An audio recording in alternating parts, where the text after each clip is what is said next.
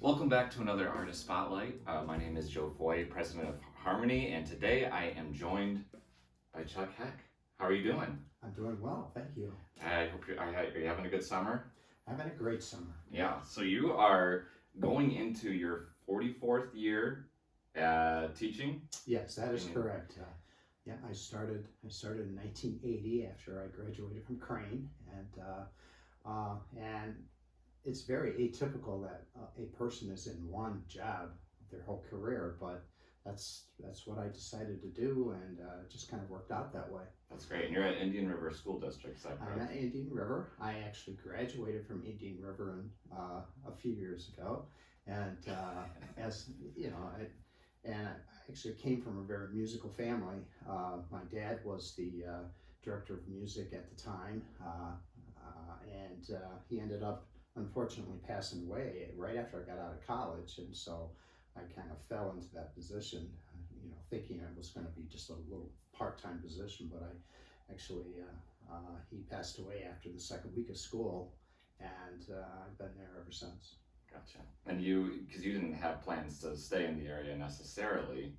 Oh At no, that time. not at all. Yeah. And of course, I grew up in this area, but what was interesting is that my wife and girlfriend at the time was from the Rochester area, and I was actually interviewing in the Rochester area. Had a lot of interviews, just hadn't gotten anything yet because back in 1980 when I was interviewing, a lot of times they were looking for experience. I didn't have the experience, so that's why I was going to take over for my dad for a short period of time to get that experience, so that would look good on a resume. Right. So now you're going into your 44th year, and I kind of have this question. I don't know if you've ever done the math on how many students you've taught. Do you have any idea what that number might be? Yeah, I have no idea. It's a lot of kids. That's got to be a lot for sure. Yeah. And right now you do high school band, right? Yeah, I do the high school wind ensemble. Wind ensemble. And Okay. Also our stage band, which is a jazz ensemble. Yep. And I do lessons, of course, and I'm also the K through 12 music coordinator. That's right. And you've been that for 15 years? Yeah, the last 15 years. Mm-hmm. That's great. So let's talk about some of the instruments that you've played through your lifetime. What you enjoyed the most. What did you start on first of all as an instrument? Well, it's interesting. I actually started as a percussionist. Oh, really? For a period of time, and I was taking lessons from my dad, and I had the little drum pad and the whole thing, and a friend of mine down the street was going to take trumpet, so I'm like, oh, okay, I'll take the trumpet too, and so I started playing the trumpet, and in primary school, and then my friend, didn't really stick with it at all, but of course I did. But I played the trumpet throughout a lot of my high school years, and then I decided that I wanted to play the tuba. I asked my dad. I said, "Hey, there's no bottom in this band right now, so can you get a tuba?" So he did, and I started playing tuba. I went to college as a tuba major, so I was a brass specialist for a long time. But, Gotcha.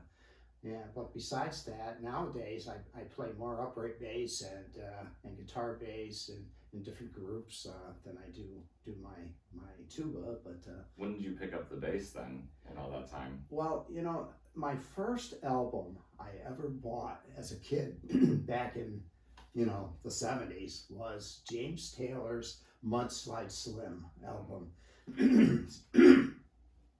And I remember my dad was a bass player, and so he had this fiberglass Ampeg bass, and I used to have it up in my bedroom with the sound system, and I used to practice trying to play along with James Taylor, and that's how I started playing the bass. And when I was in high school, I actually played the cello in the orchestra for a little while, and when I started teaching, I of course was taking over for my dad and doing kind of the things that he did. So he used to accompany the chorus on his guitar bass, And I thought, well, that's part of the job. I guess I better do that too. So I really jumped into that and started to learn how to read, Yeah. instead of just trying to play by ear. Yeah. So yeah, That's I've great. been playing bass a long time. I guess so. And I mean, tuba and bass obviously fit into that, and obviously the bass zone. Yeah. And as a bass player myself, it's always interesting hearing somebody coming from the tuba realm and going to the bass world, because that's written tuba. Correct me if I'm wrong. Tuba is written like an octave lower on the chart. Does that sound right? And then the bass is usually written. I don't know. It always seemed like it was weird when I read the tuba parts. I never played tuba, but I read the tuba parts, and it was always different. You mean on the bass? On the like playing bass, but I was reading Oh tuba yeah, parts. Well, yeah, because the tuba plays much lower than the bass, so we're always having to transpose in Yes. the mind while we're playing Yeah. tuba parts on the bass, right? Yes. Or Yeah. read ledger lines down that I Right. can never count. Right. So one question before we move on from instruments: do you ever play the trumpet anymore? Oh yes. A lot of times when I'm teaching kids at school, is whatever instrument they're playing, I'll try to grab that and play along with them, just to make them feel a little bit more at ease. Yep. So I mean, when you were in college, 'cause you went to Crane School of Music, is yes, that I right? did. Yep. And so you had to learn at least to play basically most of those instruments that you're teaching. Oh, absolutely. Of course, I was a brass specialist, but I can really hold my own with woodwinds as well. When I first started teaching, I could play the clarinet. I took a clarinet class from Tony Maiello up in Crane, and learned really how to play the clarinet. So I can play the clarinet, saxophone, any of the woodwinds as well. I'm not so good at the bassoon. Yeah, right. That doesn't seem like an easy one. Yeah, I can teach it, but as far as playing it myself, and I can teach the flute very well, but playing the flute is not one of my strong points. Gotcha. So sticking on to like Crane, things like that, because there's something that I read, and we're gonna probably post a link to this as well. The Watertown Daily Times did an article. It's also in NY360 if you're looking at it online. That while you were at Crane, you played for the Olympics in Lake Placid. Is that correct? Right. I just happened to be there at the right time, and of course that was in 1980. I was in the opening chorus, the closing chorus, because I was a singer as well as an instrumentalist. I also played my tuba. We had different bands that played for the whatever medals were won that particular day, and I just so happened to be in the band that played on the ice, playing the Star Spangled Banner for the hockey team when they got their gold medal. That's amazing. That was so exciting. Did you get to see any of it, or just play for them? Well, actually, we had we were vested, or whatever you want to call it, by the FBI, and we had these tags, and so we could go and see anything we wanted to, as long as there was an open seat or we could stand in the back, whatever. But we got to see quite a few things while we were up in Lake Placid. That's great. That's like a once in a lifetime thing for sure. It was, yeah. And I also was a driver for computer science majors, because back then computers were pretty archaic, and we had to drop people off at all the venues, and they were entering the information into the computer system that they had for the results and so on. And then we actually had to go down to New Jersey and pick up all the result book paper, and so I did quite a few things during those weeks. That's great. Now you're able to drive a bus. Yes. Is that correct? Do you ever do that?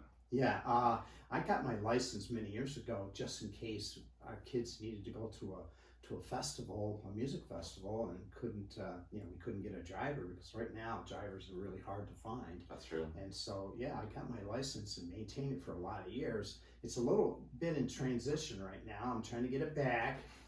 During COVID, some things happened with the certification, but yeah, I've been driving a bus for over 25 years. And, so multifaceted, multi-talented. Right. That's hard. That's the thing that I definitely couldn't do, is drive a bus. So getting back to being an educator, now you had kind of planned to retire this year, but put those plans aside and thinking about it for the coming year. Is that correct, or you don't? Yeah. At this point, I am planning on retiring at the end of this year. My wife retired in June, and I'm watching how she's kind of managing that. And but I came close to retiring this year, and there's a couple of things I wanted to see through. 16 years ago, we lost our fifth grade program at our intermediate building, and just budget cuts and so on and so forth. But we're bringing that back this year, and I hired a couple new teachers, and we're bringing back the fifth grade band and orchestra program at our intermediate building, and I wanted to make sure that got started correctly, and so that was one of the reasons I didn't want to retire yet. Yeah, it makes sense. So, I mean, through your time over the 44 years, I mean, or 43 going into 44, you have probably experienced quite a few changes going on in your department or the school as a whole. How has that treated you over the course of time? Oh yeah, when I first started, the building was a 7 through 12 building, and I did I did a lot of things. I was junior band, senior band, marching band, jazz ensemble, all the lessons, and then I had a general music class thrown in on top of that because I guess I needed more to do. So that wasn't my choice. But yeah. So and then after Fort Drum started expanding, we just had so many students in our district. We had to build a middle school. So our high school building, our 7 through 12 building, became 9 through 12, and then we had a middle school built, and then we had another primary school built, and then we had our intermediate school built. So when I started teaching, we were probably K through 12 at Indian River, maybe about 1,500 students, and then I think the highest we've been is over 5,000 students. I mean, it goes up and down depending on deployments and whatever is happening on post, but yeah, we have a lot of students. Fort Drum's proximity has played a big role, obviously, in the expansion of the district over time. Yes. You also tend to see students who are transient, I guess, I don't know if that's the right word, but some that are only there for a couple of years, maybe only are in your, like the wind ensemble probably for a couple of years, and then they leave. Does that happen? Oh, it happens all the time. There's our door is almost like a revolving door. I mean, there's kids coming and going constantly, and that takes a little bit of getting used to. Now Carthage and has a lot of similar situations with the kids coming and going. So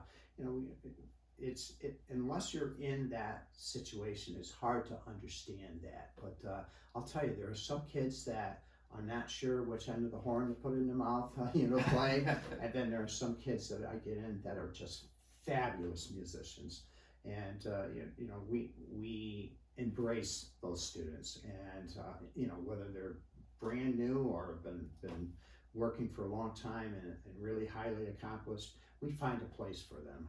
We had so many kids in our high school program, in the band program, that we were trying to stuff all these kids into a small room, and finally the district understood that, and we had to split the band up into two bands. So we have a concert band and we have a wind ensemble. So that really helps with trying to find a place for every student, regardless of their ability level. But and we did the same thing with our orchestra program. They got so big that we had to split them up at the high school. And this is a lot due to what Fort Drum is sending us, and we have a lot of musicians, a lot of good things happening in Indian River, and I'm very proud of all the things that we've been able to accomplish. Yeah, I mean, you guys have you have a great performing arts space in general. We do. To work with, a great sound system, and great musical productions, because you were part of putting the first musical production was Oklahoma. Yeah, right? Yeah, many years ago. we had a facility. It was, when it was a 7 through 12 building, and it was a nice little concert hall. It sat about 750 people, and the district came to me and said, "Hey, look, we've got to expand. We can't even get our whole student population in the high school in there at one time to do an assembly. So we're going to expand it. We're going to renovate it." Well, the renovation turned into, let's tear it completely down and build a 1,400 seat performing arts. We call it our theater of the performing arts. It's beautiful. I mean, the stage is huge. So we have 34 line sets. Our fly space is 50 feet in the air. We have state of the art everything in there. And what's interesting is that some of the students who have been in our stage crew have learned the craft, and they actually went on to work in other places like in New Jersey or Long Island, different places over the years where people actually knew what to do because we have that kind of a facility. That's awesome. And a lot of your personal students have also gone on to do things that are performing arts related, music related, some becoming educators themselves. Is that correct? Oh yeah. It's interesting. Not just musicians, but superintendents and principals. Like Troy Decker is our superintendent at Indian River. He was a student of mine. He played trombone in my band years ago, and I have other musicians that were in the band that went into education. I have music teachers, of course, that have gone on, after spending their time at Indian River. So yeah. And I was going to start with this, but I meant to say that you had won an award, and of course the outstanding. You have to tell me the exact name. I had it written down, but the outstanding educator. Yeah, it's outstanding music education or whatever. Yeah. I don't know exactly what it says, but I'll tell you, it was a very humbling experience. There is one person from each of the states in the United States that is recommended to this organization. It's a national organization, and I was the New York State nominee, which is hard to believe. It was a very humbling experience. I received an award at our concert in April, and Russ Fonce, the NISMA president, was there to present it, and it was just crazy that I won this award. And I think it had a lot to do with what I do, not just at school, but through our state organization. I've been a member of NISMA all the 44 years of my career, and I'm also the on-site coordinator for the Winter Conference in Rochester. And we just got done doing the All Eastern Conference, and I was the coordinator for that as well. But there's a lot that goes on behind the scenes when you do a conference like that, and so Yeah, no, it definitely sounds like it was well deserved. thank you. Because I imagine you dedicate a lot of time to the program itself. You've gone beyond, honestly, the normal retirement age for an educator. But when you do get the chance to retire, and maybe it is this year, but it's up to you at the end of the day, right? Right. What are your plans? Well, I have 3 children, and my oldest son works. He's a computer genius and works in Silicon Valley in California, and he's a skier. So I'm also a ski patrol member at Snow Ridge. So one of my many hats that I wear. But I'm planning on doing some skiing, and on my bucket list is to go to the Monterey Jazz Festival in California in September. I've never been able to go because I've always been having to work at school. So that's one of the first things I'm going to do. Yeah. But my daughter is down in Westchester, Pennsylvania. I have 2 grandsons who are 5 and 7, and they're I think they're hopefully we're going to encourage some artistic endeavors with them as well. I'm pretty sure we will. But I'm planning to spend some time with them. And I mentioned my wife is retired, so we're planning on doing some traveling and just seeing what's out there. Yeah, that's great. Are you going to be joining any ensembles by chance? Or doing any more with ensembles around the area or anything like that?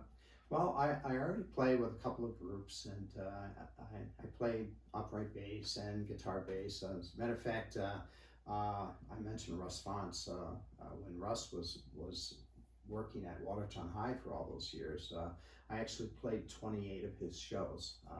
So that's not unheard of for me to jump in and play a show.